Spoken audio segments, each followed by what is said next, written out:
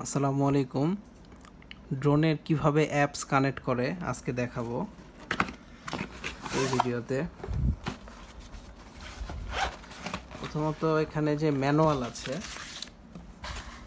সব ড্রোনেরই এরকম ম্যানুয়াল থাকে।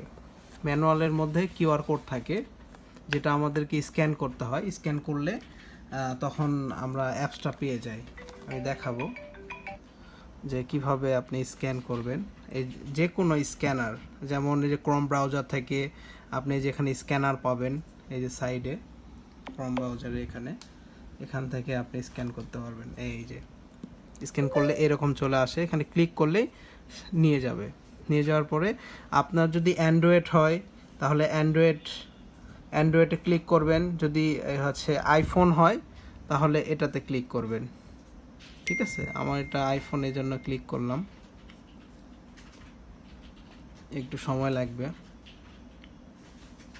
এই যে চলে আসছে অ্যাপসটা চলে আসছে। অ্যাপসটা আমার ডাউনলোড করা আছে, এই জন্য দেখাচ্ছে। হ্যাঁ, তো তারপর আমরা কি করব, এই যে ওয়াইফাই যাব। ওয়াইফাই যাওয়ার পরে আমরা যে ড্রোনের ওয়াইফাই মানে ড্রোনটাকে চালু করব। এই যে ড্রোনটাকে চালু করে নিলাম।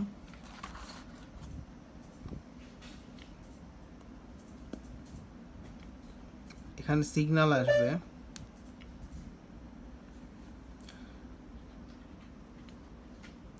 এই যে দেখেন ড্রোনের একটা সিগন্যাল আসছে, যে নামটা অন্যরকম একটা।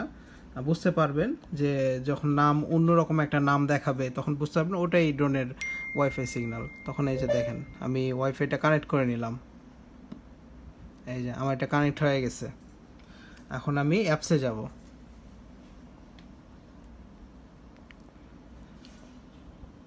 এই যে আমার অ্যাপসে গেলাম। অ্যাপসে যাওয়ার পরে এই যে স্টার্ট, এই যে আমি এখন দেখতে পাচ্ছি ক্যামেরাটা, দেখছেন? এই যে ক্যামেরাটা আমি দেখতে পাচ্ছি, কত সুন্দর। ঠিক আছে।